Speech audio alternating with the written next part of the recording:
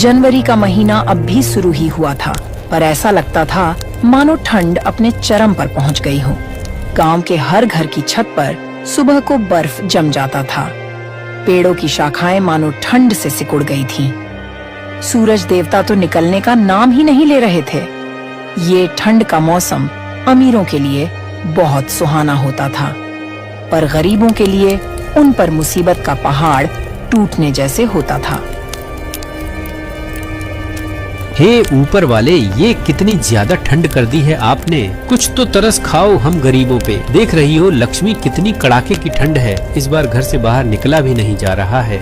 अजी सच कह रहे हो आप। इतनी ज्यादा ठंड तो पहले कभी नहीं देखी। पर इस साल तो ठंड कहर बरसा रही है। घर से बाहर जाओ तो ठंडी हवा शरीर को चीरती हुई निकल जाती है और पूरा शरीर थरथराने लगता है। देखो तो जरा सुनीता, सूरज भी जैसे आँख में चोली खेल रहा है। पूरे दिन कोहरा छाया रहता है। हाँ, ठंड ने तो सबकी हालत खराब कर दी है। इस बार आप काम पर कैसे जाओगे? अब तो आपको सुबह सुबह सेठ चपेटू राम की दुकान पर काम के लिए जाना होता है। हम तो फिर भी घर में रहकर आग सेक लेते हैं। अब क्या कर सकता हूँ सुनीता, काम तो करना ही पड़ेगा, चाहे कितनी भी ठंड हो। सेठ जी को तो कोई फर्क नहीं पड़ता। उनको तो बस काम से मतलब है, चाहे सर्दी हो या गर्मी। अच्छा ठीक है, मैं चलता हूँ, देर हो गई तो मालिक गुस्सा करेंगे। भोला एक चाय की दुकान पर चाय बनाने का काम किया करता था, जिससे उससे जो भी पैसे मिलते उससे उसके घर का गुजारा चल जाता था। वैसे तो शिवपुर गांव में हर साल ठंड बहुत ज्यादा पड़ती थी, पर इस बार तो ठंड ने सब रिकॉर्ड ही तोड़ दिया था। पूरा गांव ठंड से परेशान था। पूरे दिन कोहरा छाया रहता था। धूप के तो दर्शन तक नहीं हो रही थी। गांव का चौपाल, जहां लोग बैठकर पूरा दिन बातें किया करते थे, आज वो बिल्कुल सुना वीरान पड़ा था। ठंड ने हर किसी को परेशान कर दिया था। आर्यन के पापा, आज तो घर में आटा भी बहुत कम बचा है। बस 5 रोटी ही बन पाई है, तो मैंने आपको दिन के खाने के लिए बांध दी है और 2 रोटी में से एक रोटी बच्चों को दे दूंगी। मेरा तो आज उपवास है। नहीं सुनीता, वो 2 रोटी भी बच्चों को खिला दो। मैं तो चाय पीकर ही काम चला लूंगा। वैसे भी दिन इतने छोटे होते हैं कि आजकल भूख ही कहाँ लगती है। शाम को राशन लेकर आऊंगा, तब रोटी बना लेना आराम से। सुनीता को भी पता था कि 1 कप चाय से पूरा दिन निकलना मुश्किल है, पर गरीबी के कारण वो कुछ कर भी नहीं सकती थी।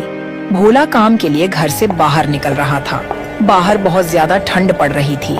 आसमान से बर्फ के बड़े बड़े टुकड़े गिर रहे थे।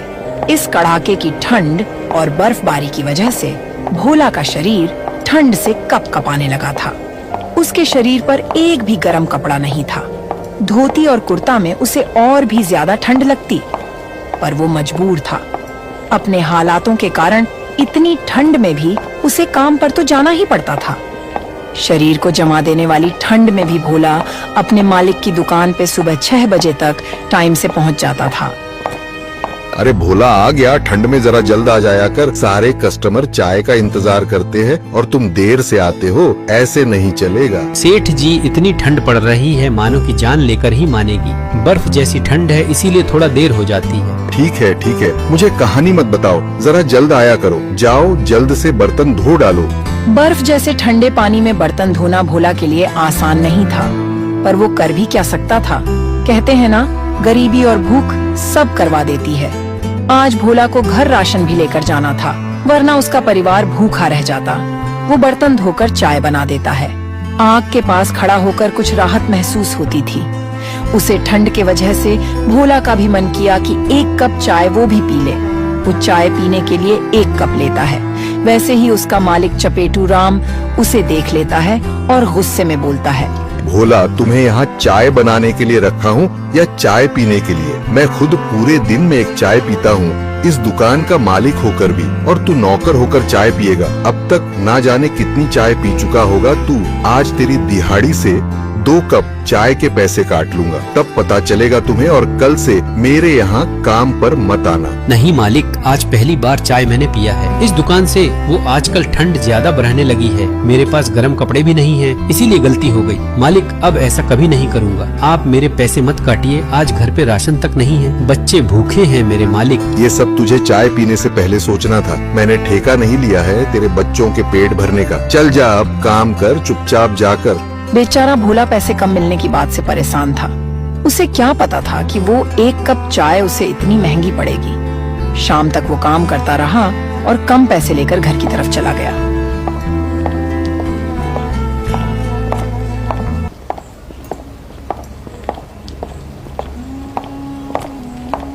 उसने कुछ पैसों से घर का राशन लिया और घर आ गया। भोला अपने घर पहुंचता है तो उसकी पत्नी सुनीता उससे कहती है, अजी क्या बात है, आप इतने परेशान क्यों लग रहे हो? और ये राशन भी इतना कम ले आए हो, इससे तो बस एक हफ्ते ही काम चल पाएगा। भोला सुनीता को सारी बातें बता देता है। सुनीता, मैं बहुत मजबूर हूँ। मालिक ने मुझे काम से निकाल दिया आज, क्योंकि मैंने एक कप चाय पी लिया था और तो और मेरे पैसे भी काट लिया, इसीलिए राशन कम ले आया हूँ। हे भगवान, तूने यह ठंड क्यों बनाई है? हम गरीबों का गुजारा कैसे होगा? अब क्या होगा जी, ऐसी सर्दी में कैसे गुजारा होगा हमारा? तुम परेशान मत हो, मैंने थोड़ा पैसा बचा लिया, यह लो, और बच्चों के लिए गर्म कपड़ा ले लेना। अजी आप अपने पास ही रखो और अपने लिए गर्म कपड़े ले लेना। हालत तो देखो जरा अपनी, इतनी ठंड में सिर्फ ये धोती कुर्ता ही है आपके पास। आपको भी तो ठंड लगती होगी। बच्चों के पास अभी पुराने कपड़े हैं, उनसे काम चल जाएगा। और मैं तो ज्यादातर चूल्हे के पास ही रहती हूँ, मुझे घर में इतनी ठंड नहीं लगती। आप तो बाहर काम करते हो।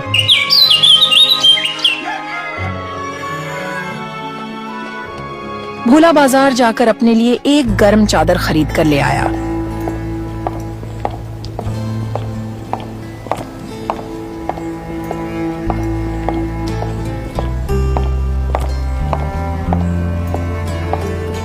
सुनीता जब खाना बनाती है तब बच्चे उसके पास ही बैठे रहते थे और आग तापते थे। सुनीता, मैं बाहर जाता हूँ, देखता हूँ शायद कोई काम मिल जाए। ऐसे घर पर खाली तो नहीं बैठ सकता। अगर घर पर रहूँगा तो खाने के लिए मोहताज हो जाऊँगा। हाँ जी, ध्यान से जाइएगा और शाम को समय से घर वापस आ जाइएगा। ठंड बहुत ज्यादा हो रही है। भोला घर से बाहर निकल जाता है। बाहर ठंडी हवा चल रही थी, पर भोला उसकी परवाह किए बिना बस चला जा रहा था कि कहीं तो उसे काम मिल जाएगा। वह बाजार के एक दुकानदार के पास जाता है और काम मांगता है। भैया जी, क्या आपके पास कुछ काम मिल जाएगा क्या? कोई भी काम दे दो, मैं सब करने के लिए तैयार हूँ। अरे नहीं भाई, कुछ भी काम नहीं है तुम्हारे लिए अभी। वैसे ही सर्दी की वजह से काम ठप पड़ा है आजकल। भोला ने कई जगह काम ढूंढा पर उसे कोई काम नहीं मिला।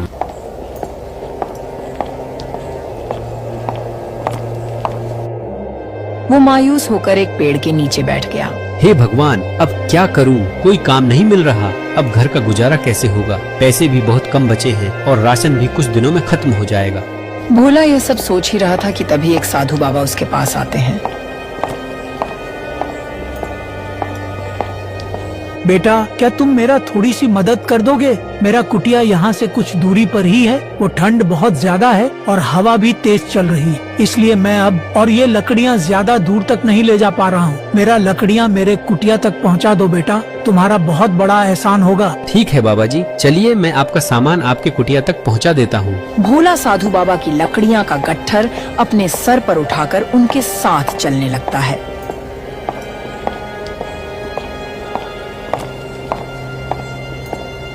कुछ दूर जाने के बाद साधु महाराज की कुटिया तक पहुंचता है। लीजिए साधु महाराज, आपका कुटिया आ गया। क्या आप यहाँ अकेला रहते हैं? यहाँ तो बहुत ठंड लग रही है। हाँ बेटा, मैं यहाँ अकेला रहता हूँ। मैं इसी कुटिया में तपस्या करता हूँ। यहाँ बहुत ठंड लगता है, इसीलिए लकड़ी लाने गया था। बस एक मेरी गाय रानी मेरे साथ रहती है, पर अब मैं इसका भी ठीक से ख्याल नहीं रख पाता हूँ। अच्छा बाबा, अब आप आग जलाकर आराम करें और कुटिया को गर्म रखें। ठंड बहुत ज्यादा है। मैं अब चलता हूँ, मेरे बच्चे घर पर इंतजार कर रहे होंगे। इतना बोलकर भोला अपने घर की तरफ चल पड़ता है। तभी साधु महाराज बोल पड़ते हैं, रुको बेटा, मेरी गाय रानी को भी अपने साथ ले जाओ। इसको अच्छा से देखभाल करोगे, इसकी सेवा करोगे तो ये तुमको बहुत ज्यादा दूध देगी। मैं तो इसका ध्यान ठंड के कारण रख नहीं पाता, इसे तुम ले जाओ। अब मना मत करना बेटा, एक साधु का आशीर्वाद समझकर रख ले। अरे महाराज जी, अब आप इतना बोल ही रहे हैं तो मैं इस गाय माता को अपने साथ ले जा रहा हूँ और इनकी खूब सेवा पानी करूँगा। भोला गाय को लेकर घर की ओर चल देता है।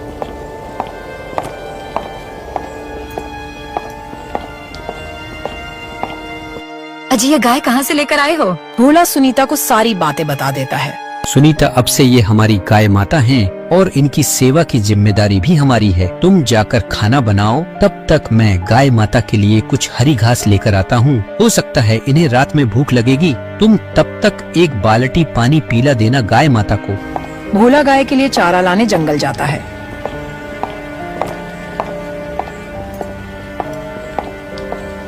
और घास लेकर आता है और गाय को दे देता है। चारा खाने के कुछ देर बाद गाय बहुत सारा दूध दे देती है। देखो सुनीता, हमारी गाय ने कितना सारा दूध दिया है। ये सच में कमाल की गाय है। इतना सारा दूध तो हम पी भी नहीं पाएंगे। लाइए, पहले मैं कुछ दूध की चाय बना देती हूँ, फिर पूरा परिवार आज साथ बैठकर गर्मा गर्म दूध पीकर ही सो जाएंगे, क्योंकि घर में ज्यादा राशन नहीं बचा है। फिर उस दिन भोला का पूरा परिवार गाय माता के दूध से अपना पेट भर लेते हैं और सब आराम से सो जाते हैं।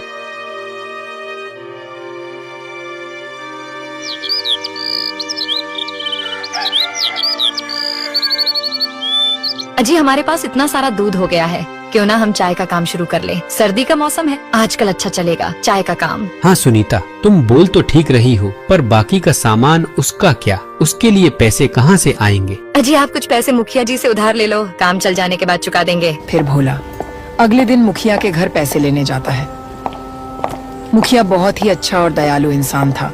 भोला उसके घर जाकर बोला, मुखिया जी, वो मुझे आपसे कुछ काम था। अगर आप कुछ पैसे उधार दे देते तो बड़ी मेहरबानी होती। अब से मैं चाय का काम शुरू करने जा रहा हूँ, उसी के लिए चाहिए थे। देखो भोला, मैं जानता हूँ कि तुम एक ईमानदार और सच्चे इंसान हो, इसलिए मैं तुमको बिना किसी चीज को गिरवी रखे पैसे दे दूंगा। फिर मुखिया भोला को पैसे दे देता है। भोला पैसे लेकर घर आ जाता है।